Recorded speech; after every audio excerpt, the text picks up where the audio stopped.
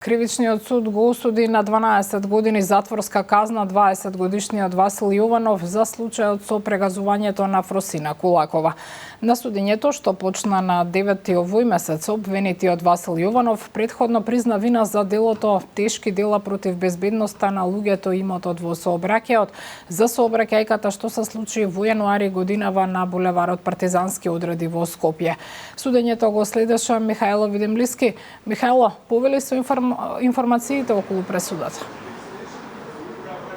Така е, Бубе, Кривичниот суд во Скопје му досуди 12 години затвор на Васил Јованов за сообраќајната несреќа во која смртно ја прегази 22-годишната Фросина Кулакова од Скопје, сообраќајка што се случи на 29 јануари на булеварот Партизански одреди во близина на Универзалната сала. При изрекувањето на пресудата судијката Снежана Марковска рече дека се ценеле олеснителните околности како признанието на вина и неговото покажано кајање и извинување, но се ценеле и оттежнителните околности.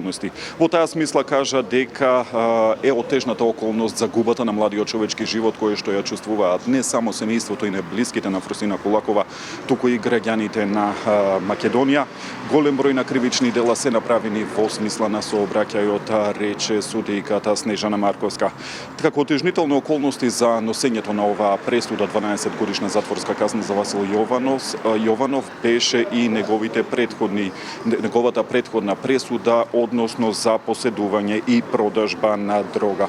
Изрекувајќи ја пресудата, Марковска рече дека наместо по изрекувањето по оваа пресуда за поседувањето на дрога да нема судир со законот, тој дрско и безобразно под дејство на алкохол седнал зад воланот, направил сообраќајни прекршувања и прегазил пешак кај на булеварот Партизански одреди, пешак кој што поминувал прописно на пешачки премин. Во продолжение да слушнеме дел од изрекувањето на пресудата, но и реакцијата во судница која што ја имаше таткото на Фросина Кулакова, Тодор Кулаков. Судот, обвинетиот, го осудува на казна затвор во траење од 12 години. Согласно членот 47 од Кривичниот законник, во изречената казна затвор на обвинетиот му се засметува и времето поминато во притвор, сметано од 31.2025 година од 2 часот и 20 минути. Согласно членот 38В, став 4, во врска со став 1 од Кривичниот законник, на обвинетиот Васил Јованов од Скопје му се изрекува и казна забрана на управување со моторно возило од Б категорија во траење од 5 години, која опфаќа забрана за издавање на возачка дозвола сметано од денот на правосилноста на пресудата, со тоа што времето поминато во затвор, во притвор не се засметува во незиното траење.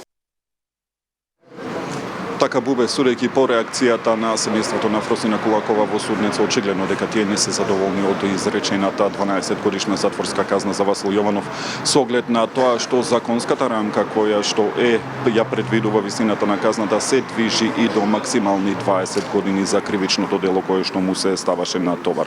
По изрекувањето на пресудата, обвинителот Александар Марковски побара да се продолжи притворот на Васил Јованов. Неговата одбрана смета дека не треба да се продолжи, меѓутоа, иако има пракса, како што рече неговиот адвокат, судот во вакви случаи да се продолжува мерката која што е определена. Во овој случај притворот даде судијката пауза за да се одлучи во однос на продолжувањето на мерката притвор, секако сите детали од денешното изрекување на пресудата, но и реакциите кои што ги очекуваме и најавените изјави подоцна во вестите во 15 часот. Студио. Те очекуваме Михајло Видемлиски за пресудата за случајот со прегазувањето на Фросина Кулакова.